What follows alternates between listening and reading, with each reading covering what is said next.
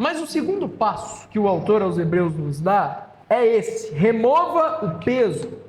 Veja o versículo 1 aí.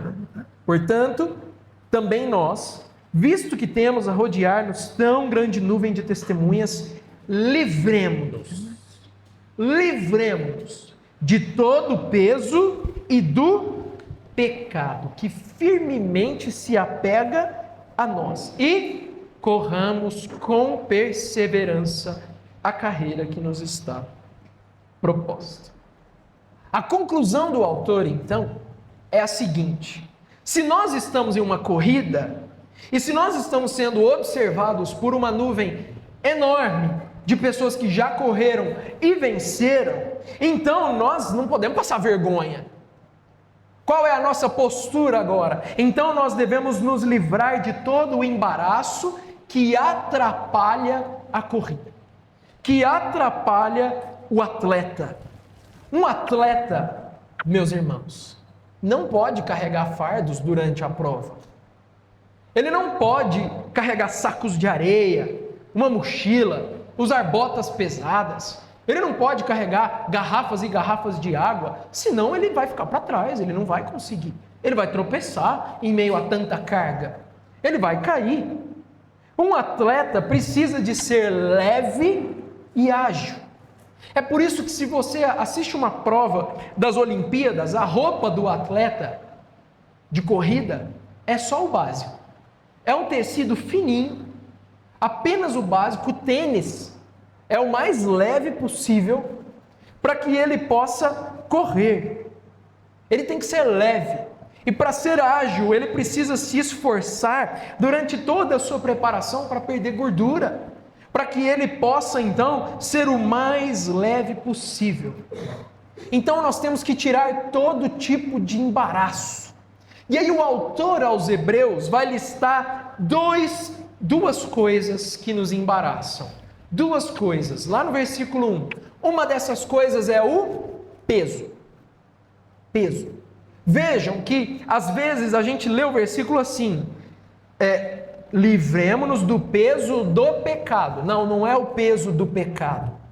É do peso e do pecado. São duas coisas. São duas coisas. E a primeira é o peso. No original, estorvo ou carga. Precisamos nos livrar de todo estorvo. O que é um estorvo? É uma coisa que nos atrapalha. Traz a ideia de algo que em si mesmo não é pecado. O peso não é pecado, porque pecado está mencionado logo na frente. Mas apesar de não ser pecado, é algo que atrapalha. É algo que nos torna lentos. É algo que dificulta. É algo que se torna um embaraço na caminhada. Irmãos, existem coisas na nossa vida que não são pecaminosas, mas que podem nos distrair.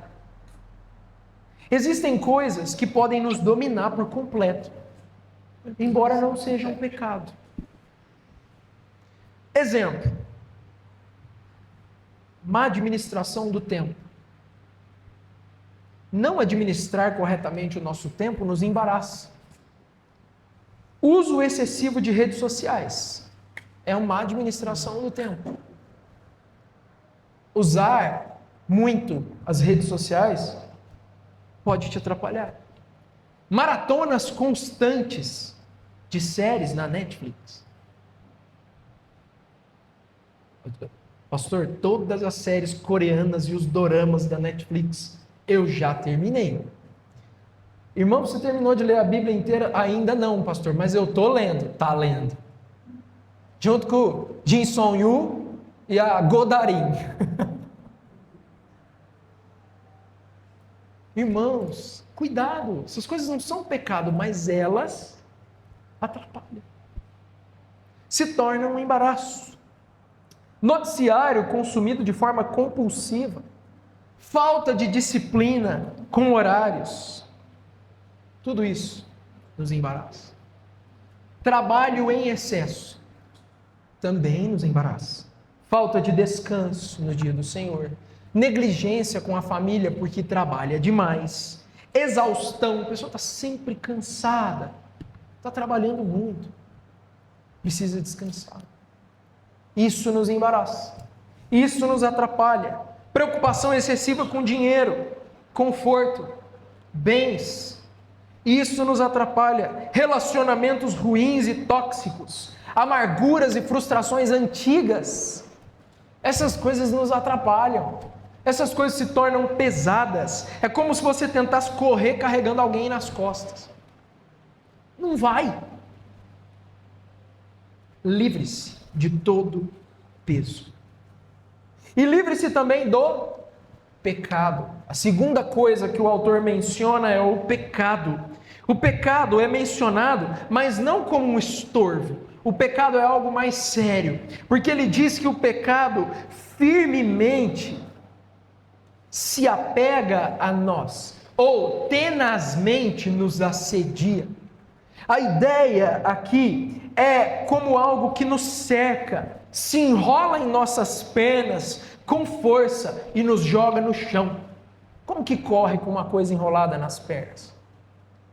O pecado é como tentáculos ou cipós que se enrolam em nós e nos tiram da prova, nos tiram da corrida.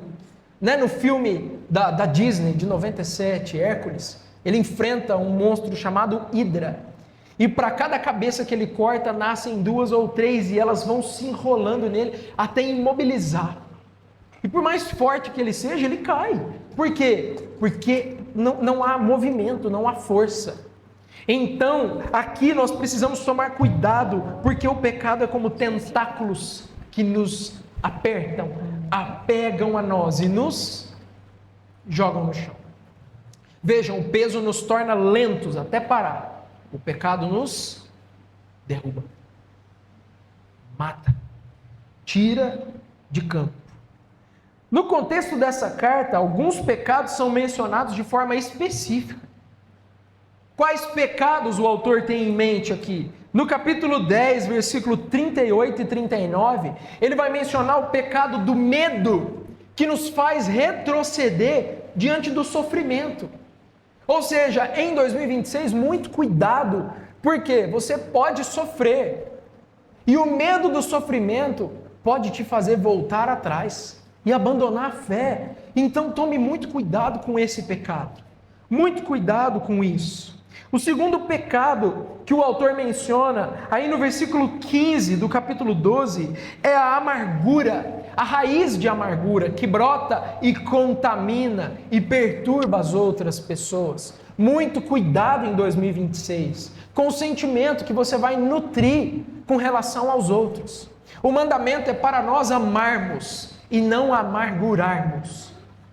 Muito cuidado com as raízes, com as amarguras que contaminam toda a igreja.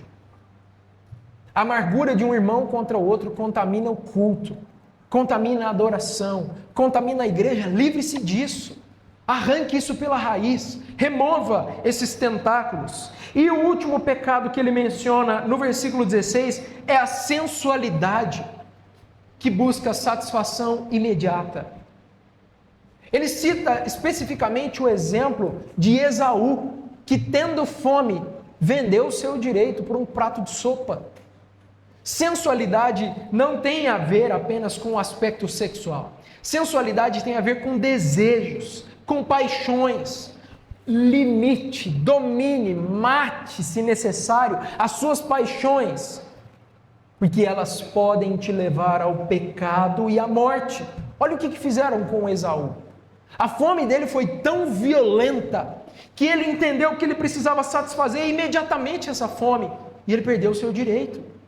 Então, cuidado, até com desejos legítimos que não devem ser satisfeitos naquela hora. Preste atenção, vigie, cautela, por favor, senão eu e você vamos cair. Então, qual é o segundo conselho? O segundo conselho dele, primeiro, olhe para a nuvem de testemunhas, eles estão encorajando você.